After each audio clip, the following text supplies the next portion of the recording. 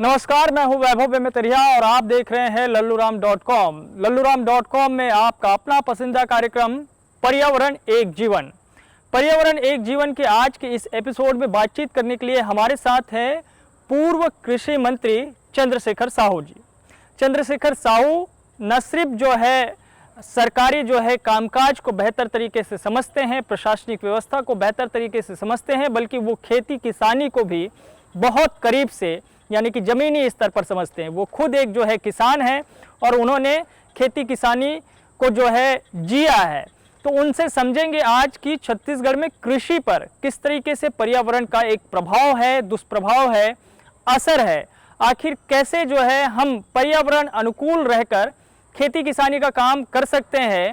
छत्तीसगढ़ में कब किस वक्त में किस तरह का प्रभाव पर्यावरण का पड़ता रहा है। चूँकि उन्होंने 3 किताबें भी इसी संदर्भ में लिखे हैं जो कि खेती किसानी और पर्यावरण से संदर्भित है। उनकी किताबों के बारे में भी जिक्र करेंगे। आपका बहुत बहुत स्वागत है चंद्रशेखर साहू जी। धन्यवाद।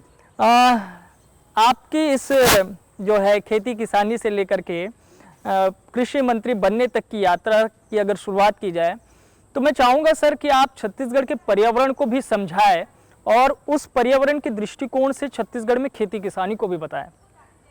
जी वैभव जी, छत्तीसगढ़ का जो पर्यावरण है उसका प्रकृति से बड़ा तादात्म्य रहा है जी। प्रकृति, पर्यावरण और जीवन, ये तीनों एक धुरी में संतुलन के साथ अभी तक के चलते रहा है जी। लेकिन पिछले दशक में जो संकट आया है, वैश्विक संकट, जलवायु परिवर्तन को लेके, जलवायु संकट की स्थिति हम स्वयं देख रहे हैं। आज देखिए, इस साल पूरा हमारा गर्मी का मौसम बारिश में बीता है, चाहे वो जेठ का महीना हो, चाहे बैसाख का महीना हो या उसके पूर्व का महीना हो। और उसमें लोग समझ नहीं पा रहे हैं कि हम इसको किस रूप में देखें। लेकिन ये वास्तव में ये जलवायु परिवर्तन का असर है जो पूरे देश और पूरे विश्व में हुआ है और छत्तीसगढ़ में भी हुआ है। छत्तीसगढ़ की जो कृषि व्यवस्था है, आप कह सकते हैं कि छत्तीसगढ़ का कृषि छत्तीसगढ़ के अर्थव्यवस्था का धड़कन है, पहले भी, आज भी, आने वाले समय में भी। अब इस धड़कन को ठीक प्रकार से कैसे चलाया जाए, कैसे उसको सुरक्षित रखा जाए, ये हमारे सामने विषय रहा है। और इसीलिए जब हम ये बात करते हैं कि जलवायु और जल, जंगल, ज़मीन के साथ साथ जंतु, फिर जन, तो ये तीनों 6 चीज़ को लेके हम अपनी जानकारी दुरुस्त करें, फिर उसमें जागरूकता लाएं और फिर अपनी जिम्मेदारी बनाएं।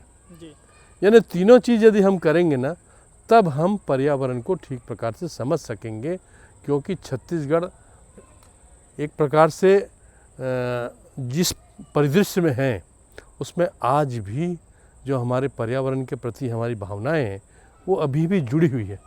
आज भी हम गांव में पीपल के, बट के और दूसरे जो हमारे वृक्ष हैं उसमें हम पानी अर्पण करते हैं, जल अर्पण करते हैं। उसके पीछे प्रकृति के जुड़ाव का भाव है। आज भी हम गांव में तालाब और दूसरी जो संस्कृतियां हैं उसको बचा के रखे हैं। जो नदी संस्कृति है वो छत्तीसगढ़ में जिस रूप में पनपी है, जिस रूप में पल्लवित हुई है, उसको बचाए रखने की ज़रूरत है। और इसीलिए यहाँ की जो कृषि है, भले ही हम मोनोक्रॉप एरिया के रूप में हैं, लेकिन अपने आप में एक सुरक्षित प्रोटेक्टिव एग्रीकल्चर के रूप में रहा है। लेकिन अब धीरे धीरे बदलाव आए 2 दशक से कि हम केवल जो 365 दिन में केवल हम 180 दिन या 200 दिन तक खेती करते थे, अब वो बढ़ के 250 दिन हो गया। वैसे टारगेट तो ये होना चाहिए कि 365 दिन में 300 दिन और 325 दिन हम खेत से जुड़े रहें, लेकिन यहाँ संभव नहीं है। संभव नहीं रहा है और शायद इसी वजह से पलायन भी यहाँ पे जी। ये पलायन जो है कुल मिला के छत्तीसगढ़ के एक यहाँ के जनजीवन की एक पीड़ा को दर्शाता है। आज से 15 साल पहले जो पलायन होता था, 20 साल पहले जो पलायन होता था, छत्तीसगढ़ बनने के पहले पलायन होते रहा है। वो पलायन के जो संख्या आप देखेंगे तो और हम लोगों को झचकोरने वाला है। 5.5 लाख लोग एक साथ एक महीने के भीतर पलायन करते थे। अच्छा। वो धीरे धीरे घट के अभी जैसे आंकड़े आया है कि लगभग 2.5 लाख के आसपास या 2,60,000 या 2.25 लाख ये हिसाब से पलायन करके गए हैं। लेकिन उसमें एक और अच्छी बात कुल मिला के हम कह सकते हैं, रेखांकित करने वाला, जो यहाँ से पलायन करके गए हैं कुछ लोग वहाँ सेटल हो गए। लेकिन अभी वैश्विक महामारी कोरोना कोविड-19 जिसको बोला जा रहा है, उसके चलते भले वो आ गए हैं, लेकिन उनका जीविका वहाँ भी ठीक प्रकार से चल रहा था, तो उसका भी कुछ हिस्सा हम। तो ये इन सब के कारण के पीछे पर्यावरण और जो जलवायु परिवर्तन जो आप कह रहे हैं जिन बातों को, कि उस दृष्टिकोण से मौसम का बदलना, फिर खेती का जो है चौपट होना, अकाल का आना, और उसके बाद फिर इस तरीके से पलायन होना, मैं उसी चीज़ को आपसे और करीब से समझना चाह रहा हूँ, क्योंकि आप तो कृषक परिवार से आते हैं, आपने खेती किसानी को जिया है, किया है, तो आपने तब के दशक में क्या देखे थे सर, उस समय क्या हालात थे, और अब जब हम आज 2020 में जब हम इस विषय पे चर्चा कर रहे हैं, कितना परिवर्तन आया है, ये इस परिवर्तन को किस रफ्तार से देखा जाए? देखिए, एक तो विकास की जो अवधारणा हमने स्वीकार की है उसका असर तो हुआ है जी।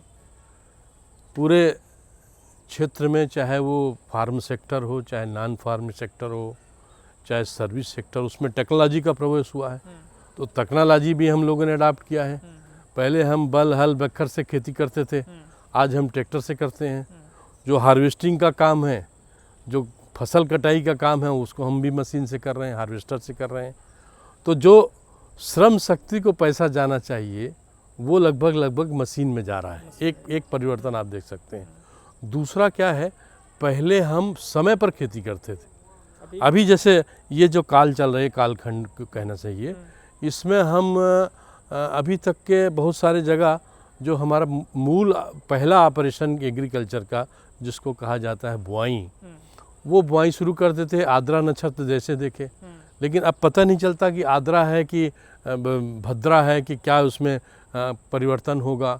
अब अभी एक दिन बाद सूर्य ग्रहण है परसों, अब सूर्य ग्रहण की स्थिति क्या बनेगी, फिर बारिश जैसे अभी मानसून को बताया गया था कि यहाँ 5 दिन पहले आ चुका है, आज देख लीजिए 5 दिन के बाद आपकी स्थिति कैसी है। कभी थोड़ा थोड़ा बारिश हो जाती है, थोड़ा थोड़ा जिसको कहना चाहिए एक टपक जाता है, और उसके बाद फिर मानसून का ऐसा कुछ स्वरूप नहीं आया है। भले उत्तरी छत्तीसगढ़ में है, और छत्तीसगढ़ मूल रूप से वैभव जी 3 एग्रो क्लाइमेटिक जोन पे बटा हुआ है। पहले छत्तीसगढ़ का उत्तरी भाग जिसको छत्तीसगढ़, जी हाँ, सरगुजा संभाग का पार्ट है, जिसको सरगुजा के पठार बोलते हैं हम लोग। हाँ, ये सरगुजा के पहाड़ भी उसमें गिना जाता है।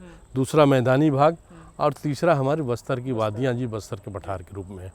तो ये तीनों जो एग्रो क्लाइमेटिक जोन हैं, इसमें इसमें वर्षा का जो एक रेशो है वो अलग अलग रहा है। कभी दक्षिण में ज़्यादा वर्षा हो तो कभी उत्तर में ज़्यादा वर्षा हो, लेकिन मोटे तौर पे जो बस्तर संभाग है वहाँ हमेशा बारिश ज़्यादा होती रही है, आज भी, पहले भी, उसके पहले भी। लगभग 1100 मिलीमीटर से ऊपर हमारा वर्षा का रिकॉर्ड रहा है, जो घट के 900 के आसपास सिमटा हुआ है। लेकिन कभी कभी हम लोग देखते हैं कि कई बार वर्षा ज़्यादा हो जाती है। इसके क्या आपको क्या कारण दिखाई दे रहे हैं, जैसे क्योंकि एकदम से 200 जो है मिलीमीटर कम हो जाना? इसके कारण पूरा हमारा जो संस्कृति है वो लगभग उपभोक्ता संस्कृति की तरफ चला गया है। ज़्यादा से ज़्यादा हम उपभोग कर रहे हैं। पहले कृषि, जैसे आपने एक प्रश्न किया था कि पहले क्या स्थिति थी, पहले कृषि में भले आय कम था लेकिन आत्मनिर्भरता का एक स्थान था। जी हाँ, हम सब चीज़ पैदा करते थे, केवल धान नहीं, हम सब्जी के साथ साथ दूसरे जो हमारे दलहन की फसलें हैं हम अपने लिए पैदा करते थे। भले कमर्शियल वाणिज्यिक उपयोग उसका बाद में होता था, लेकिन वो पैदा करते थे। हल्दी पैदा करते थे, दूसरी जो चीज़ें हैं मिर्च मसाले से जो ज़रूरत की चीज़ें हैं उसको भी हम बाड़ी में ले लिया करते थे। हमारे यहाँ अलसी होता था, हमारे यहाँ ऐसी फसलें होती थी जिसकी कीमत समय आने पर काफ़ी मिलता था, लेकिन वो उसका जो तादाद उत्पादन है कम होता था। लेकिन मैं नहीं मानता कि भाई टेक्नोलॉजी को नहीं आना चाहिए, ऐसा मैं नहीं कहता, लेकिन टेक्नोलॉजी ने जितना प्रवेश किया है उतना हमारी जो खेती की पद्धति है उसमें भी बदलाव हुआ है। उसका असर भी कहीं न कहीं पूरे वातावरण को प्रभावित किया है, पर्यावरण पर पड़ा है।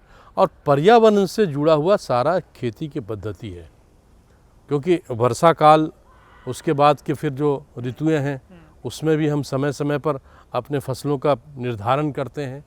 कुल मिला के यहाँ जो वन क्षेत्र है और यहाँ जो गांव में जो खेत खलिहानों में जो एक प्रकार से वृक्ष जितना था वो काफ़ी तेज़ी से कटा है, उसके कटने का भी असर हमारे पर्यावरण पर पड़ा है, मुझे ऐसा लगता है। और भी कई आंकलन हैं, कई अध्ययन हैं। उस अध्ययन को यदि देखा जाए तो कुल मिला के छत्तीसगढ़ के पर्यावरण के बारे में भी हमको सचेत होना पड़ेगा। अलार्मिंग सिचुएशन में हैं हम लोग। यदि हम पर्यावरण के दृष्टि से कोई ठीक से काम नहीं कर सके तो इसका असर पूरे हमारे जनजीवन पर पड़ेगा, पूरे समाज जीवन और पूरे यहाँ की व्यवस्था पर पड़ेगा, ऐसा मुझे लगता है। सर, जब अपन पलायन और खेती किसानी की चीज़ों को समझ रहे हैं, मैं दरअसल आपसे उन चीज़ों को भी समझना चाहता हूँ जिनको आपने ध्यान रख के या फिर उससे रेफरेंस ले करके आपने किताबें भी लिखी। आपने 3 किताबें लिखी है, एक अकाल मुक्त छत्तीसगढ़, छत्तीसगढ़ के दिनमान और कृषि के बदलते अध्याय। इन सब के पीछे की वजह क्या रही? मतलब मेन तो ये है कि छत्तीसगढ़ का जो सारा जनजीवन है, खासकर ग्रामीण आबादी का जो हमारे सामने त्रासदी है, वो अकाल से जुड़ा रहा है। अच्छा।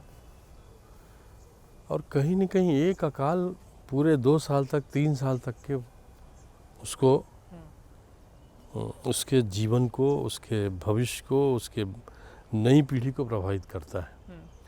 और कई बार लोग कहते थे कि भाई छत्तीसगढ़ के नाम लेने से लोग कहते हैं ये तो अकलहा प्रदेश है, माने अकाल से जुड़ा हुआ प्रदेश। 1932 से लेके इस कार्यकाल में अपन देखें 2002 तक अकाल का कहीं न कहीं छाया छत्तीसगढ़ में रहा। 2002 तक। तो इसीलिए जैसे हम 2000 में छत्तीसगढ़ के निर्माण की दिशा में आगे बढ़े तो मन में आया कि ये छत्तीसगढ़ को अकाल मुक्त छत्तीसगढ़ कहना हमारे लिए सबसे पहला काम हो गया। यदि छत्तीसगढ़ बना है तो छत्तीसगढ़ में अकाल नहीं पड़ना चाहिए। और इस दृष्टि से अकाल के सारे पहलू पर जानकारी इकट्ठा करके, जिसमें हमारा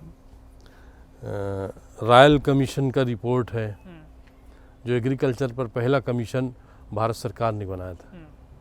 रॉयल कमीशन पहले बना ब्रिटिश काल में, बाद में फिर कृषि कमीशन बना और उसकी भी रिपोर्ट है। ये सब रिपोर्ट को एक सिलसिलेवार जो भी उपलब्ध हुआ उसके अवलोकन के बाद हमने सोचा कि भाई एक हमारे सामने विषय आ जाए। फिर हम जल प्रबंधन, हमारे यहाँ जल प्रबंधन की अपनी पद्धति रही है।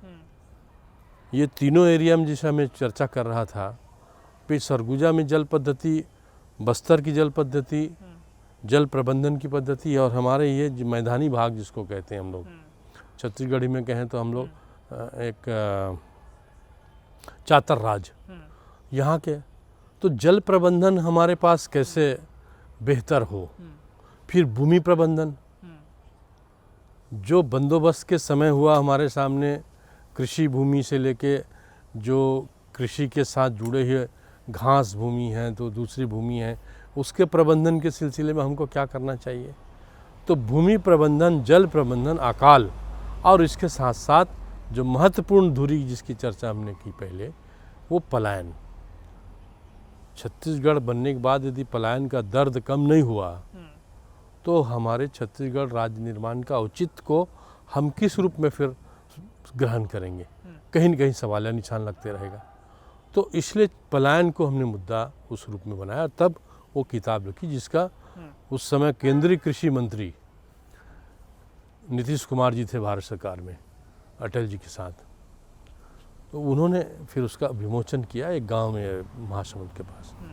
फिर हमने देखा कि अब परिस्थितियां बदल रही है, हमने बहुत सारे टेक्नोलॉजी अडॉप्ट किया, कई विकास के प्रवाह को हमने अपने क्षेत्रों में देखा, तो उसमें जो परिवर्तन आया, तो जैसे हम लोग छत्तीसगढ़ बोलते हैं अब तो दिनमान आगेगा, अब तो रतिया ख़त्म हो गई, तो छत्तीसगढ़ का दिनमान, अच्छा, हाँ, तो उसमें संभावना कितना है और यथार्थ कितना है। अच्छा, उसकी संभावना, क्योंकि छत्तीसगढ़ अपने आप में, वैभव जी एक बात तो आप स्वयं जानते हैं, समझते हैं, सारे लोगों से आपका बातचीत है और गंभीर मुद्दे पर आप बातचीत करते रहे हैं, तो छत्तीसगढ़ संभावना वाला प्रदेश है, छत्तीसगढ़ संभावना वाला भूभाग है। प्रकृति से लेके यहाँ के जल जीवन तक, वन जीवन तक, लोक जीवन तक, और ये सब चारों दृष्टि से यदि देखा जाए तो वन जीवन भी, लोक जीवन भी और जल जीवन भी एक हमारे, और समाज जीवन भी, समाज जीवन का बड़ा महत्वपूर्ण हिस्सा रहा है। तो हमने वही सोच के कि भाई हमारी जल संस्कृति कैसे कायम रहे। लगभग 70,000 तालाब किसको बोलते हैं हम लोग, 70,000 तालाब है छत्तीसगढ़ में। 54,000 तालाब था, ये रिकॉर्डेड है? हाँ, 54,000 समथिंग तालाब है। हाँ। और उसके बाद जो वाटर बॉडी बना है उसमें भी करीबन 10,000 के आसपास हम लोग आंकड़ा लगा रहे हैं। अच्छा। तो ये है, और हमारा निस्तारी तालाब उसमें है, और भी दूसरे तालाब है, पैठू है, सरार है, डबरी है। तो ऐसे प्रकार, मतलब आप जिस तरीके से समझा रहे हैं, मतलब हम जल प्रबंधन के मामले में छत्तीसगढ़ एक मिसाल के तौर पर रहा है। निश्चित रूप से इसका जिक्र गांधी शांति प्रतिष्ठान के बहुत सारे अभिलेखों में है। अनुपम मिश्र जी की किताब है, आज भी खड़े हैं तालाब खड़े हैं। कई बार जिक्र आया होगा उसमें छत्तीसगढ़ के इसका तालाब संस्कृति की बात। एक अकेले रतनपुर में 225 तालाब रहा है, आज भी वहाँ 100 से ऊपर तालाब है। ये हमारे रायपुर में 190 तालाब का रिकॉर्ड है बोलते हैं। जब ये पहले शुरुआत में जब लोग यहाँ का अध्ययन कर रहे थे, तो एक एक जगह 200, 300 तालाब मिलना, यानी कहीं न कहीं हमारे उसको मतलब हम एक तरीके से जो तब के छत्तीसगढ़ में जिसका आप जिक्र कर रहे हैं कि हमने अपने पर्यावरण के दृष्टिकोण से छत्तीसगढ़ को काफ़ी सहेज के रखा था। बिल्कुल, लेकिन आज बिल्कुल उसके विपरीत असर देख और उसकी आवश्यकता, पहले बंधिया सिस्टम होता था, उसका भी हमने एक जगह जिक्र किया है। कवर्धा, बेमेतरा जैसे आपका इलाका है जहाँ पर उन्हारी की फसलें इतना हुआ करती थी कि गाड़ा गाड़ा लोग उन्हारी लेते थे, धनिया गाड़ा में होता था। तो कवर्धा इलाके में जो वृष्टि छाया का क्षेत्र है, जहाँ बारिश कम होती है, मौसम विज्ञानियों के दृष्टि से भी वृष्टि छाया कर लेते हैं, वहाँ पर बंधिया सिस्टम, यानी बरसात का पानी इकट्ठा हो जाए और वो अपने उस किसानों का जो खेत खार है, ये खार है भाई, वो खार है, अलग अलग खार में बटा हुआ है, उसमें कोई न कोई जगह बंधिया बना रहता है। बंधिया में पानी इकट्ठा हो रहा है और हम उसी बंधिया का इस्तेमाल फिर नेक्स्ट फसल के लिए कर रहे हैं, रबी में कर रहे हैं, उन्हारी सियारी के जब मौका आता है तब कर रहे हैं। तो ये बंधिया सिस्टम, और इसके साथ साथ हमारे यहाँ कुल मिला के हम अपने आवश्यकताओं को भी एक चिन्हित करके रखते थे। आज हमारे पास दूसरी स्थिति है। हम पहले जितना गोबर खाद का इस्तेमाल करते थे, जितना हम हरी खाद जिसमें सन ढेंचा शामिल है, अब फिर से उधर लौटने की बात हो रही है, जैविक कृषि की बात हो रही है ना। जैविक कृषि का काफ़ी हिस्सा हमारे छत्तीसगढ़ में देखने को मिलता था, भले उत्पादन कम है। अब उसको नई टेक्नोलॉजी से जोड़ सकते हैं अपन, उसकी मार्केटिंग व्यवस्था, उसकी भंडारण व्यवस्था, और भंडारण के साथ साथ उसका वितरण। जो दुनिया में, भारत में जो अकाल का इतिहास है वो यही कहता है कि हमारा भंडारण और वितरण हमारा इतना ख़राब था कि पश्चिम बंगाल में 15 लाख लोग 1953 में एक साथ मरे। किसको कहते हैं? अकाल के, दुर्भिक्ष की वजह से। लोगों को पानी नहीं मिला, भोजन नहीं मिला, खाना नहीं मिला। ये अभी मैं डॉक्टर श्यामा प्रसाद मुखर्जी को पढ़ रहा था, उसमें इसका जिक्र है। तो कुल मिला के जो यहाँ का भंडारण वितरण, इसको हम नए तकनीक के साथ कैसे व्यवस्थित करें, इसलिए कभी जो पीडीएस की चर्चा होती है, पूरे देश में इसकी चर्चा होती है आज भी। ये सरकार भी पीडीएस को मजबूत बना रही है, ऐसा नहीं है, मैं उस दृष्टि से नहीं कहता, लेकिन पीडीएस छत्तीसगढ़ का आज भी कहा जाता है कि उसका जिक्र होता है। सुप्रीम कोर्ट ने भी इसमें रिमार्क किया है। तो ये स्थिति है। और भी आगे जाके देखें अपन तो हमारा जो नई पीढ़ी का निर्माण कैसे हो, ये हमारे लिए चुनौती है। रोजगार, स्किलनेस जो है, क्योंकि ग्रामीण दस्तकारी ख़त्म हो गया।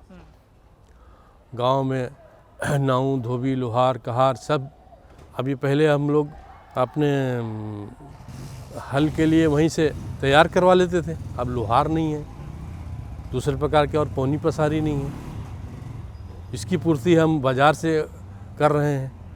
तो बाज़ार पर आश्रित होने के बजाय हम अपने व्यवस्था में उसको बनाए रखते थे, तो ये हमारी आत्मनिर्भरता था। और इसीलिए आज जो हमारे सामने स्थिति है कि हम चाइना के चीज़ों को, भले वो कृषि क्षेत्र में नहीं आया है अभी, लेकिन उसके चीज़ों का बहिष्कार करने की स्थिति में ज़्यादा से ज़्यादा आएँ और हम अपने यहाँ के उत्पाद को इस्तेमाल करें। तो उसमें यही मेरा कहना है कि हमारी आत्मनिर्भरता बनी रहे। यदि कृषि आत्मनिर्भर होगा तो देश की अर्थव्यवस्था और पूरे वैश्विक अर्थव्यवस्था को मजबूत बनाएगा, ये मेरा कहना है। चूँकि आपने लंबे समय तक कृषि मंत्रालय को संभाला है, आप कृषि मंत्री रहे छत्तीसगढ़ के, तो इस दौरान तो आपके पास जो है प्रशासनिक चीज़ें भी, गांव की चीज़ें भी, गांव के लोग भी आते रहे होंगे, बताते रहे होंगे, आप दौरा भी करते रहे होंगे, इन सारी चीज़ों को आपने करीब से देखा है, महसूस किया। आपको क्या लग रहा है कि पर्यावरण दृष्टिकोण से छत्तीसगढ़ को सबसे ज़्यादा नुकसान कहाँ पे हो रहा है?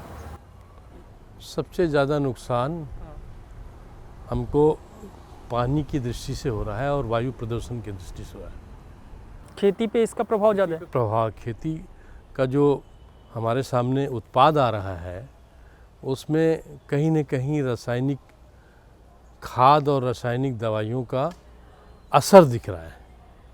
अभी इसीलिए जैविक खेती की बात कर रहे हैं ना। हम जब कृषि मंत्री थे तो हमने कृषि बजट अलग से लाने की बात शुरू की थी। उसके पीछे भाव ये था कि कृषि में आत्मनिर्भरता तब आएगी जब आप सब काम छोड़ के एक काम करेंगे। कई देशों में क्या स्थिति है, जैसे अभी चाइना की बात कर रहे हैं हम लोग। चाइना इतना सक्षम क्यों है कि यदि वहाँ पर खेती में काम करना है तो सारी शक्तियाँ उस खेती में जुड़ेंगी, और खेती के साथ साथ उन लोग टेक्नोलॉजी को और रूरल टेक्नोलॉजी का इस्तेमाल करते हैं। बायोगैस, गोबर गैस, ये सब चीज़ हम लोग पैदा किए हैं। हम लोग ओरिजिन है भारत का, इस्तेमाल वहाँ करते हैं। सारा स्ट्रीट लाइट गांव का वो गोबर गैस से चलाते हैं, बायोगैस से चलाते हैं। अच्छा, हाँ, तो वो ये इस चीज़ को मैंने कुछ जगहों पे, जैसे यूरोप में, जर्मनी में हो गया, इजराइल में हो गया, वहाँ पे इसका बड़ा अच्छा इस्तेमाल हो रहा है। निश्चित रूप से वो उसका, उन लोग यहाँ के जो अच्छाइयाँ हैं, यहाँ के जो प्लस पॉइंट है, खासकर व्यापक प्रभाव पड़ने वाला विषय है, उसको वो लोग अपना लेते हैं और हम लोग छोड़ देते हैं। हम एकदम ज़्यादा से ज़्यादा रासायनिक खादों के इस्तेमाल में कर लगे, कुछ लोग वहाँ जैविक खेती कर।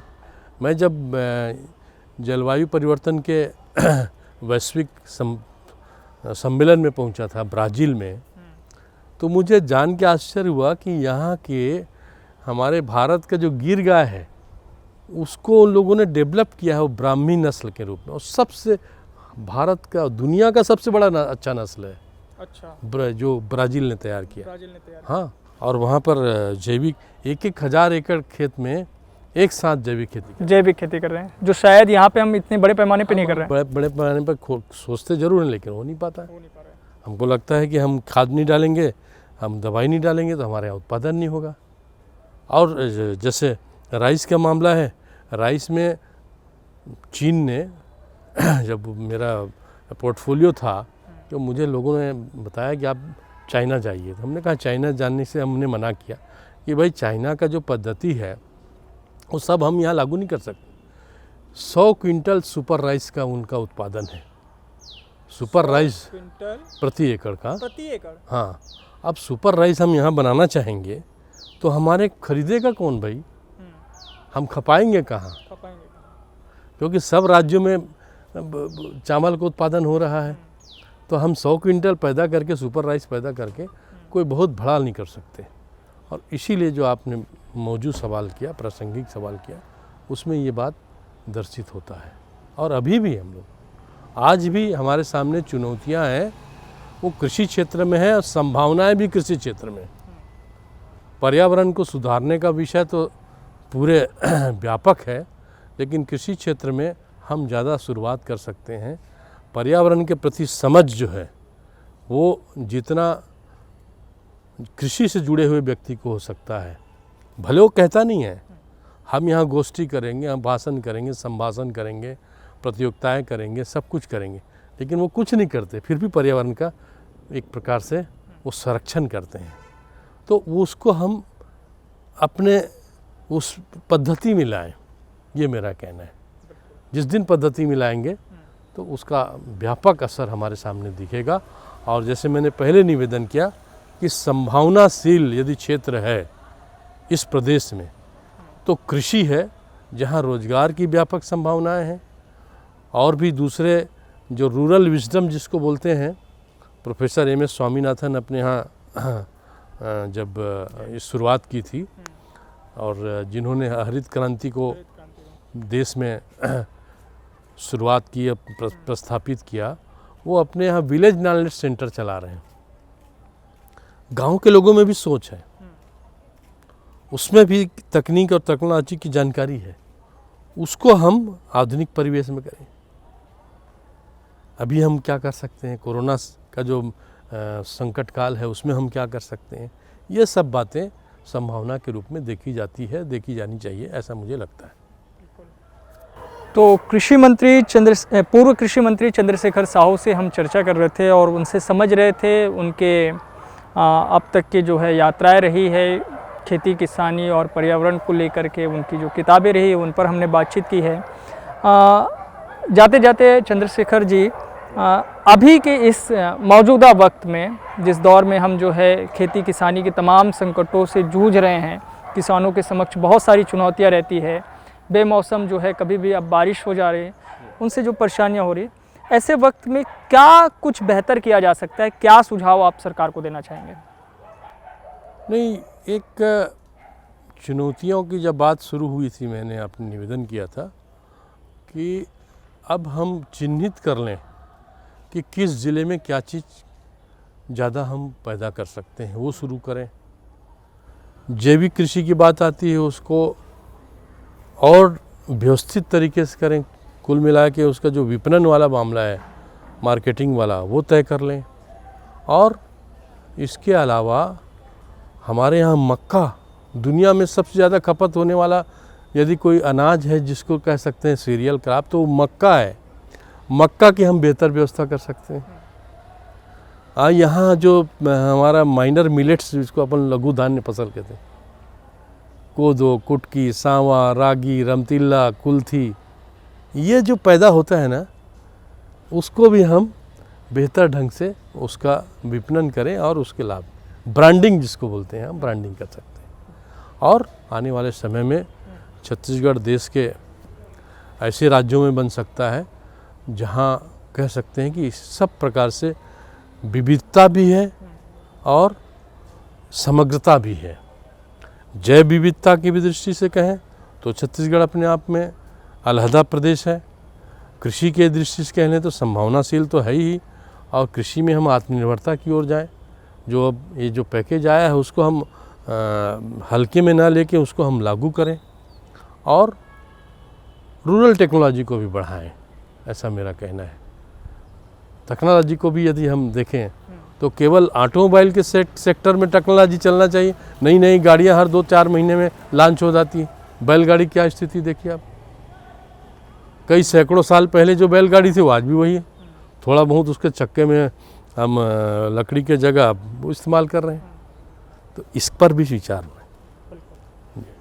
तो बहुत सारे विषयों पर बातचीत हुई है, लेकिन बहुत सारे विषय छूट भी गए होंगे। कभी और अवसर मिलेगा तो हम चंद्रशेखर साहू जी से छत्तीसगढ़ को लेकर के, छत्तीसगढ़ के संदर्भों को लेकर के, छत्तीसगढ़ की खेती किसानी, पलायन, अकाल दुकाल, इन तमाम विषयों को लेकर के फिर बातचीत करेंगे। लेकिन आज जो बातचीत हुई है उसमें कई महत्वपूर्ण पहलू जो है सामने आए हैं निकल के, जिस पर ध्यान देने की आवश्यकता है। छत्तीसगढ़ में अगर पर्यावरण के दृष्टिकोण से खेती को बेहतर तरीके से अगर तैयार करना है, खेती किसानी को बचाए रखना है, तो उसमें एक महत्वपूर्ण कड़ी है जैविक उत्पाद। जितना हम जैविक रूप में जो है समृद्ध होते चले जाएंगे, उतना ही पर्यावरण दृष्टिकोण से छत्तीसगढ़ को बेहतर रख सकेंगे। फिलहाल के लिए आज इतना ही, फिर मिलेंगे एक नए मेहमान के साथ जिनसे बातचीत करेंगे छत्तीसगढ़ में पर्यावरण के संदर्भों में। बहुत बहुत धन्यवाद। तो नरेंद्र गोस्वामी जी जो कि एक वृक्ष मित्र के तौर पर काम कर रहे हैं और राजधानी रायपुर में वो अभी फ़िलहाल उन इलाकों का चयन कर रहे हैं जहाँ पे पर्यावरण का एक तरीके से कहिए कि असंतुलन की स्थिति है, उसे कैसे संतुलित किया जा सके। ये उनका अपना इलाका चंगोरा भाटा, जहाँ पे उन्होंने तकरीबन 31 जो है वृक्ष रोपे थे, उनमें से 25 से 26 जो है जीवित हैं और वो उनकी नियमित देखभाल कर रहे हैं। उनका सिलसिला यहीं पे नहीं थमा है, वो आगे भी इसी तरीके के इलाकों के चयन करने में लगे हुए हैं जहाँ पे वृक्ष रोपे जा सकते हैं, उनकी देखभाल की जा सकती है, उसमें आम लोगों की भागीदारी सुनिश्चित हो सकती है। सबसे अच्छा होता है कि हम पेड़ वहाँ पे लगाएं जहाँ पे पानी भी जो है भरपूर मात्रा में हो।